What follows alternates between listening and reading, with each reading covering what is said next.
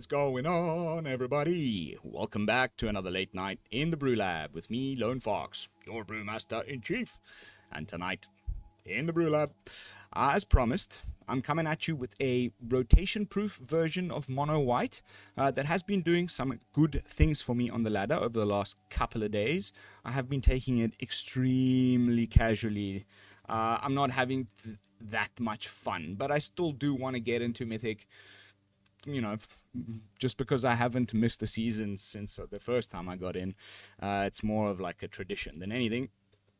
So I have still been playing a little bit when I feel like it, and the brews that's been giving me the most satisfaction of late has been this Mono White one that I'm about to show you. As you are watching this, it is going to be the 9th of July, which means today is also the beginning of spoiler season, so most probably the content that you will be seeing on the channel over the next sort of 3 to 4 weeks is going to be mostly spoiler content, and then we will be getting ready for some theory crafting on the lead up towards early access event for Bloomburrow, and then, ladies and gentlemen, finally rotation and a new set. Oh my god, it's gonna be amazing. I cannot freaking wait.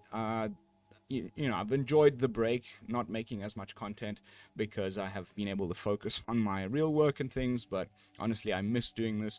I miss playing Arena, and I miss, you know, brewing. So, rotation and in a new set, that's like a brewer's dream. So, sorry for the long-winded introduction, but now you know what's going to be coming your way over the next couple of weeks. And now, without further ado, let's jump into tonight's brew. And I'm calling it Mono White Aggro, but I don't know. It might even be kind of something a little bit more mid-rangey, a little bit of disruption. I'm not entirely sure this is the final iteration, but I think a couple of key cards in this deck are things that people should take note of going forward if Mono White is your thing. Namely, the Dust Animus. This card has been freaking insane in this deck. I've been loving it. Like, sometimes it's okay to just play it on turn 2, you know. 2 mana, 2/3 flyer is also just really quite nice, especially if you don't have anything else going on at the time and you need to, you know, chump block a slick shot show off, you name it, the list goes on. But where I really like it is plotting it on like turn 4, when you already know that you're gonna have the mana to cast it, or you know, from the plot zone on turn 5 with 5 untapped planes or lands, any lands, which is cool because we do have some Mishra's Foundries. As long as you have 5 untapped lands, it enters the battlefield with an additional +2, 2 +1/+1 counters and a lifelink counter on it. So then it becomes like a 4/5 lifelink flying for free. Really, really nice to turn games around. Obviously, there's bad matchups, but I'm preying upon this deluge of early season red-based, you know, slick shot decks. The slick shot decks, as long as you can just survive a little bit and then either put down a Vindicator or a Dust Animus with the life gain, bye-bye.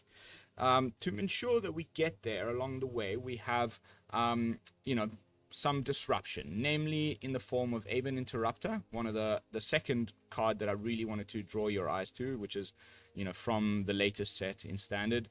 So Dust Animus, Aven Interrupter, I think are going to form a part of the backbone of a future white brew going forward, which for once isn't going to be necessarily a human tribal deck, as you can see.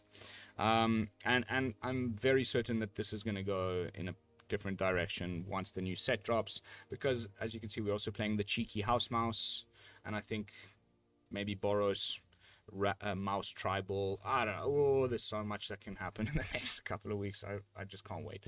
But the point is, Aven Interrupter essentially plots a card the opponent's casting. So they go to hit you with the Sunfall, you Aven Interrupt the Sunfall. Now it's going to cost them 2 more to cast from the plot zone. So, you know, next turn they can cast it for 2 mana, which is fine because you probably have already won the game at that point. And in conjunction with Soul Partition, when it comes to not an instant or sorcery, but some sort of a creature, if you first on turn 2 Soul Apparition their whatever 3-drop, and then when they try and recast it again the next turn, Aven Interrupted, now it's gonna cost them 4 more. And it really helps to get you round the corner when you're facing a deck that has all the removal and that.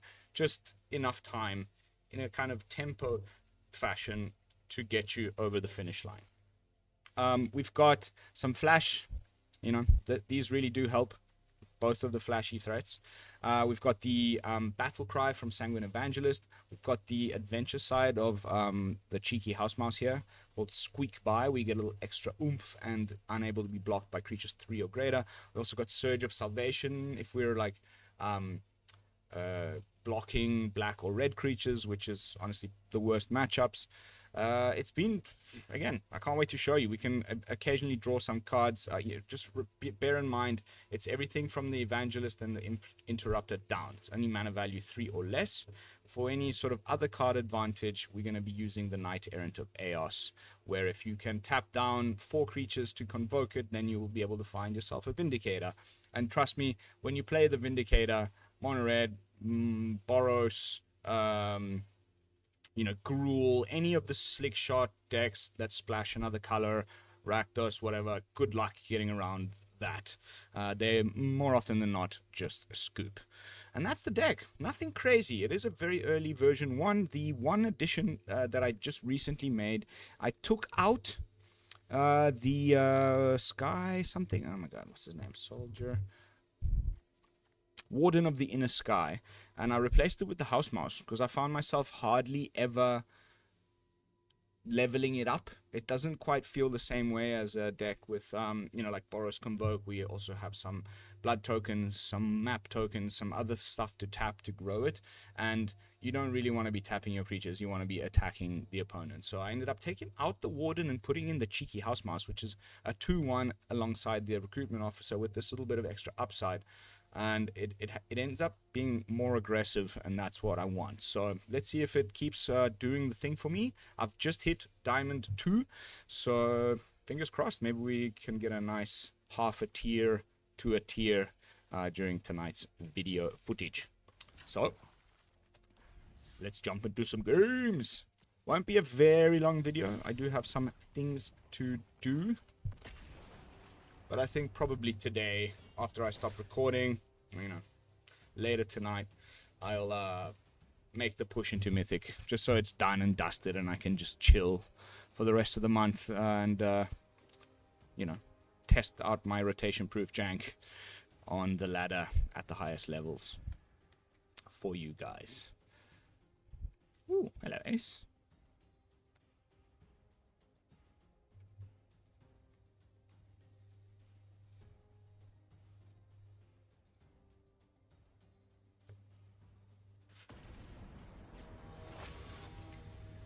One cheeky mouse, one... Ooh, the Ben Claylax. This guy's been reading some Dune. Although it's Bene Claylax, but sweet name.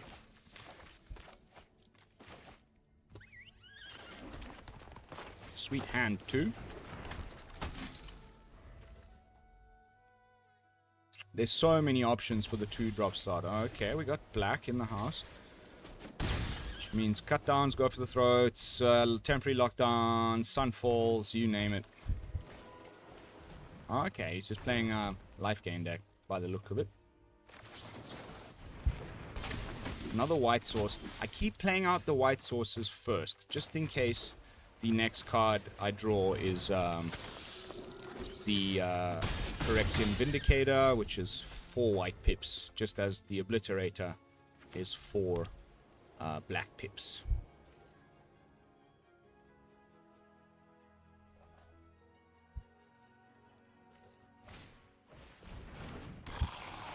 Okay.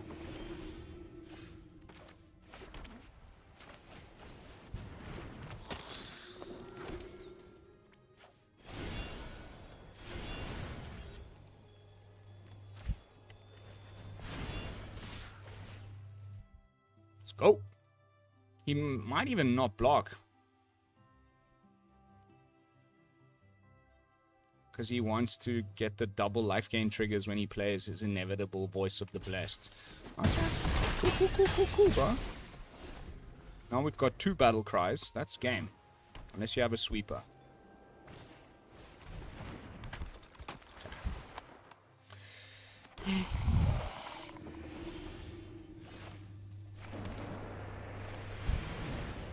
That's actually not a bad top deck. It's anyway 6 in the air. I think that might already be it. Yeah. Bye-bye. Scent packing. I always forget the extraction specialist doesn't allow you to, you know, the creature that you bring back can't block until the specialist goes. Another card I'm pretty happy to see the back end of. This whole like life gain deck loses some important ass pieces, namely Voice of the Blessed, and I for one don't care. It's never been my cup of tea. I haven't even put a single version of it up on the channel, so who cares? Alright. Alright. Alright.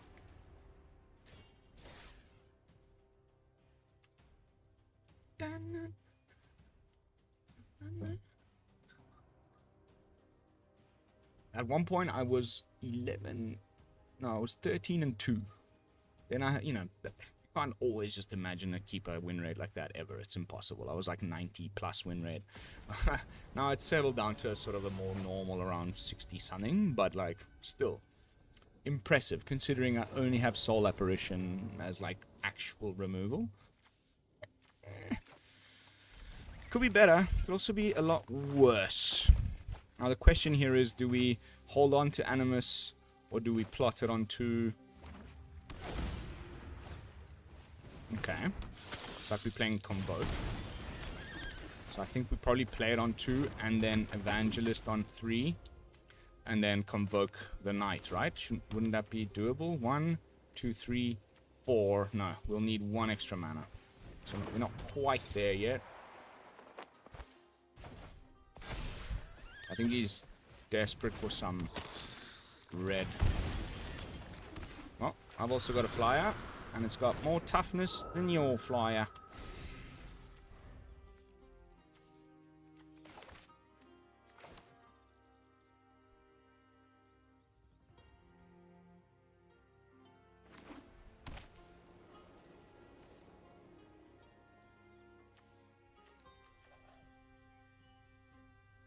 But yeah, 4 things. I'm not going to block here. He might kill something. But it's looking like Boros Convoke with some new tech. Seen this already, and you can like reset.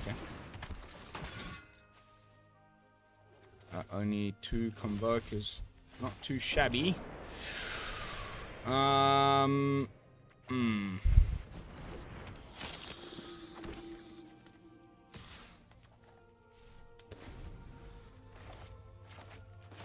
This could have been nice, but I'm not seeing a red source yet. And he chose Vampire here, so he can't play the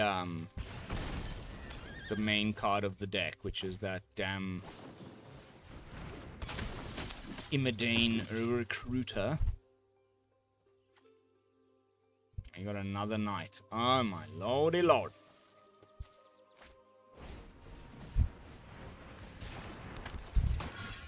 I thought I was done seeing this crap on the ladder, honestly. Well, that was quite the whiff, though.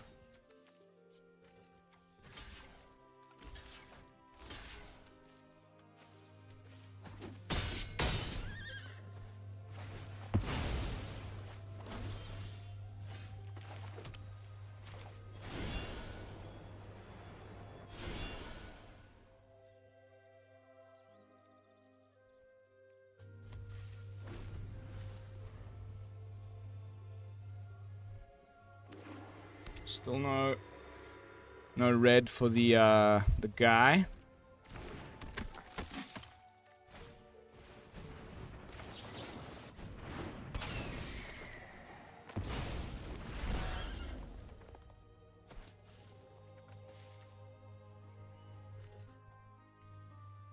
Yeah, I don't think we're gonna win this one. I haven't been really getting well. You know, we could still draw the Vindicator, but we're you know, cutting it a bit short with the mana. I mean, yeah, we don't have the 4th white, so I don't really want to draw it now.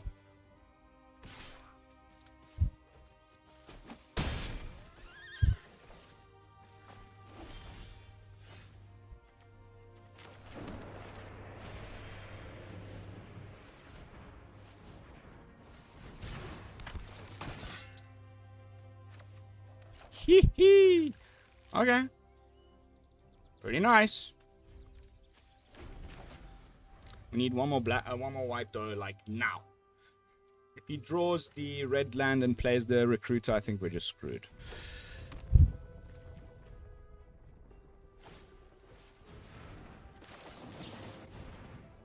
There's the red land.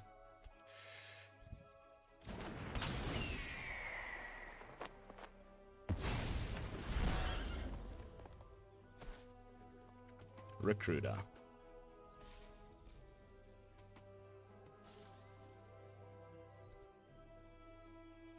Please give me a white source off the top. It's all I want.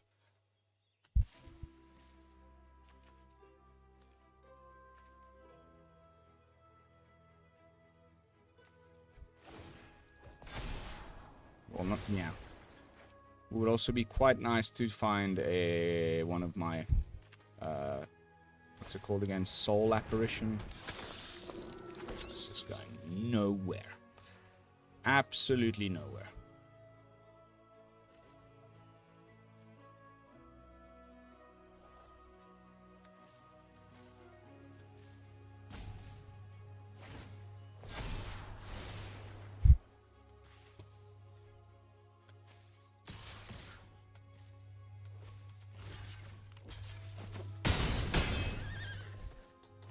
It's land or nothing. Wap, wap, wap, wap, wap, wap.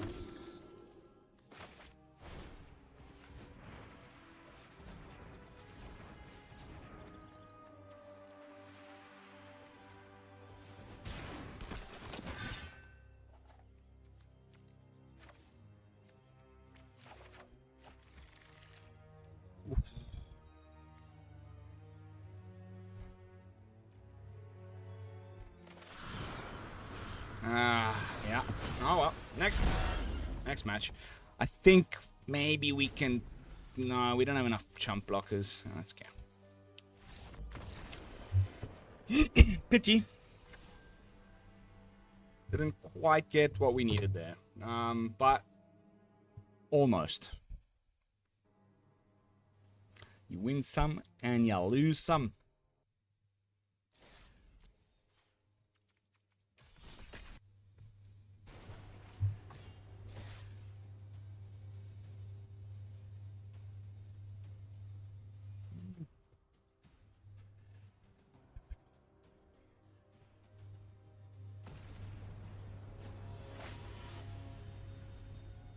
GG boy. GG boy XD. Yep.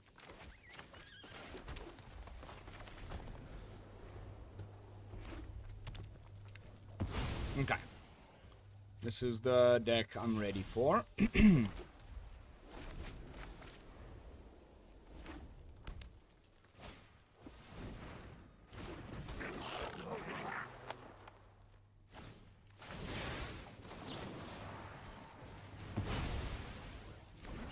Oops. Okay, that's enough mana, thank you.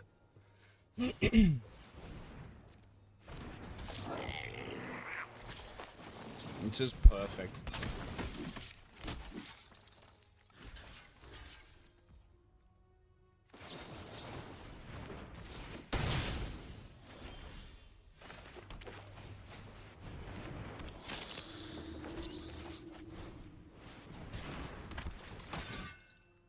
Oh, damn it.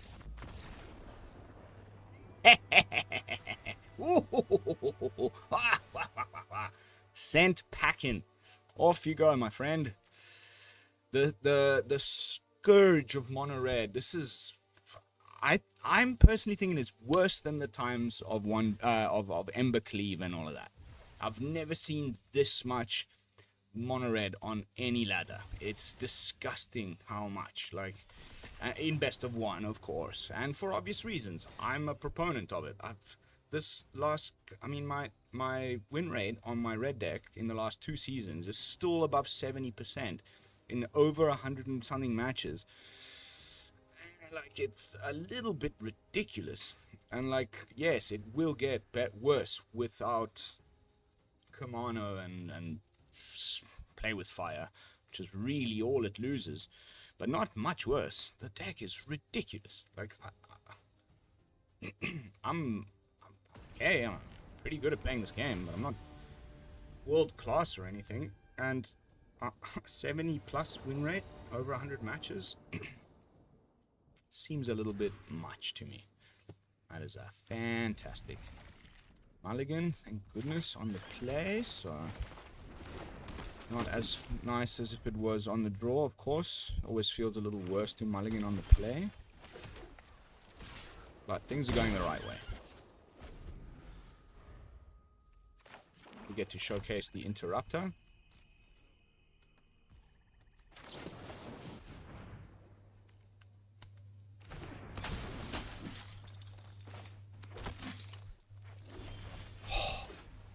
Yes. Except this is the wrong color combination to really play Vindicator against, because, you know, like the Obliterator, all you need is to just kill it, right? Yeah, it's fine. I'd rather interrupt your 3-drop than your removal. And that's one less, that's gonna go at my Vindicator, should I decide to play it. But now it's gonna be a counter spell, so I'm gonna just chill.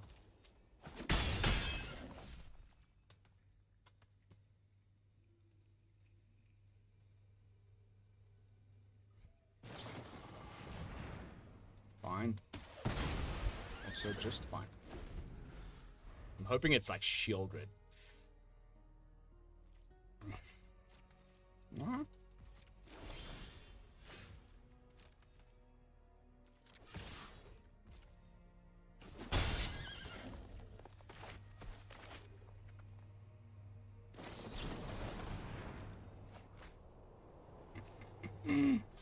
I knew it. Another card I'm pretty excited to see, the Kamigawa in general. So this is actually just fully blown control. I was really hoping it was like more tempo, but it's really looking like Dimir control. And that is some bad news, bears.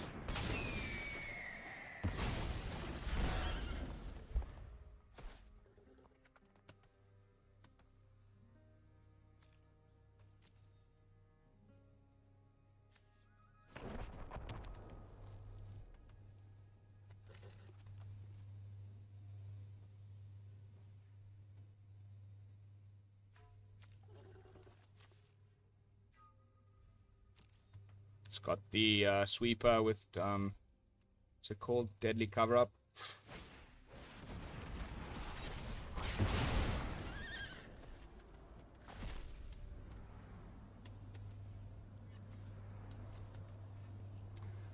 I don't think we'll get around this one either, guys, unfortunately. Again, I made this deck very specifically to prey upon the onslaught of mono red. Unfortunately, that is the majority of what I've been getting in the matchups, you know?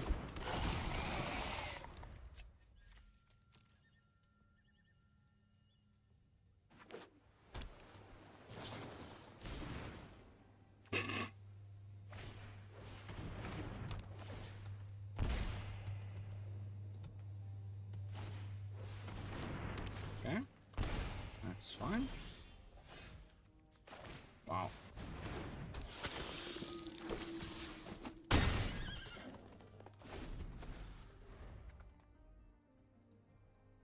You need to have another deadly cover-up, pretty much.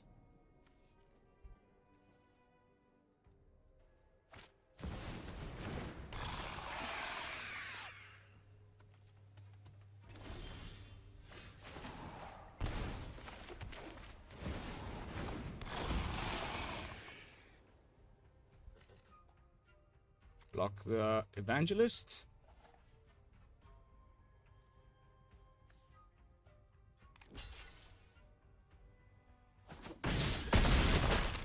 Oh.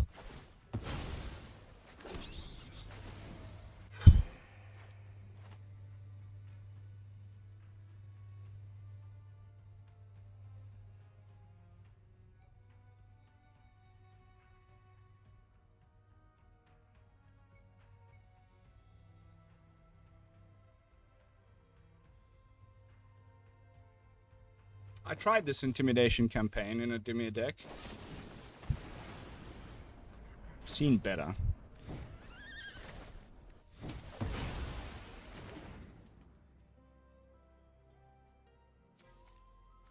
You better have another one.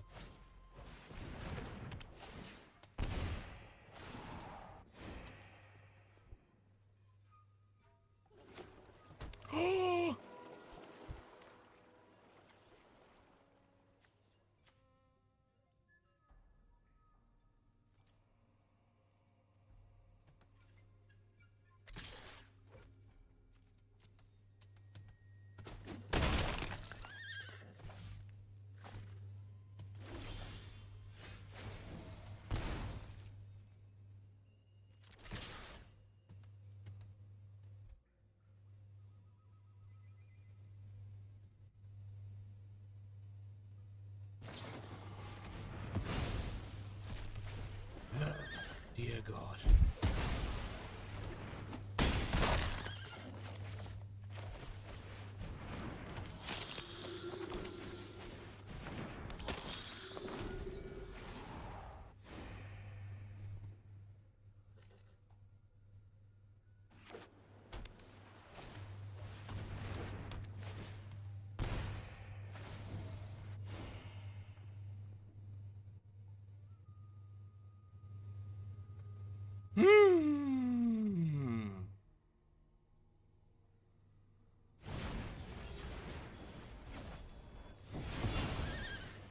God, the levels of boredom, man. There's so many cards that I just can't wait to see the back end of. Like, just get out of my face.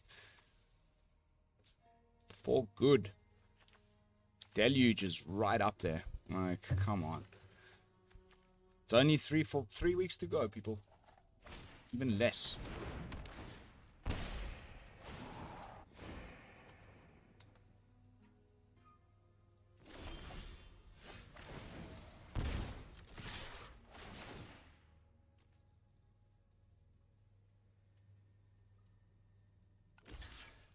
That's it. Sorry. Bye-bye.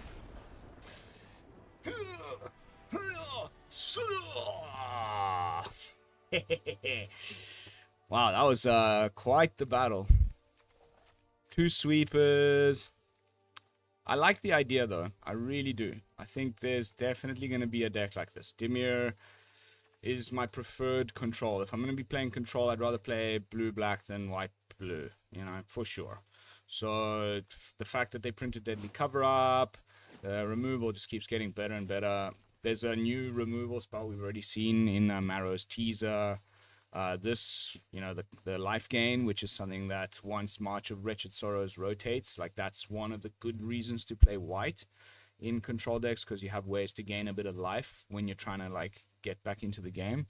So March of Wretched Sorrows is really the only instant or sorcery in black that can gain you like any life in a decent way. Yes, there's that deadly corruption, wasn't it? You know, the 6 mana one counts how many swamps you have, but you won't really be playing that in your Dimir deck.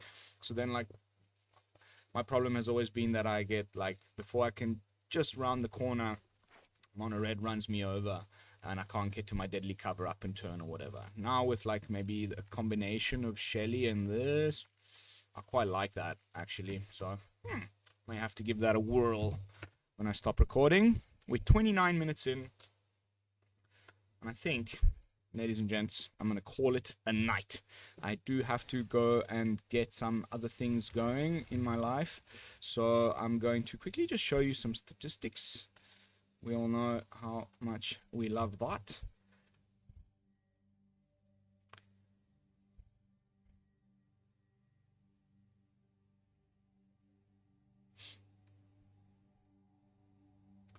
$18 for 11.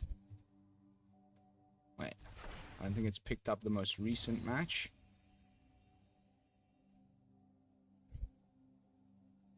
Oh, yes, it did.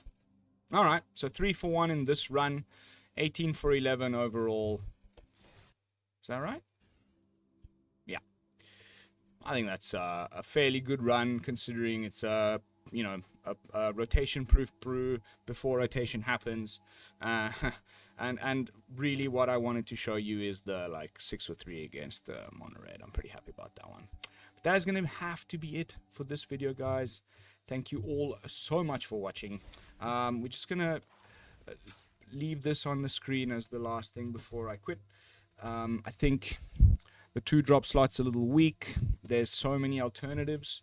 I would love to hear all your thoughts in the comments. The big one that we're losing to really make it aggressive is, of course, Talia and Adeline. And the adversary, the white adversary, is great for the life gain, and that also gone. So in terms of 2-drop slots, if you're not going for the humans thing, you're not playing your copper coat, Grand Abolisher maybe. I definitely have to try the human version again now. But I just think, you don't get to play the Interrupter, you don't get to play the Animus. You're probably not doing great things in mono white right now. After you've, there was this Prairie Dog I had a look at. There's also the Spellbook Vendor. There's this guy who, honestly, but maybe. There's the where is it? The Bunny Corn, which I have a feeling is probably going to go in the, future white splash red or white whatever critters deck from the new set. This is a squirrel. This is a rabbit. We've got a mouse here. Aven Interrupter is a bird. Who knows? This little template I'm showing you might end up just being completely overshadowed by the new stuff that's coming. But let's get a discussion going down there in the comments and in the Discord, and see if we can't make this a little better in the next couple of weeks on the lead up to rotation. So yeah, thank you all so much for watching. As always, don't forget to like, comment, and subscribe. I will see you all in the next one with another fresh brew. And until then, this is Lone Fox from the BrewLab signing out. Peace, y'all.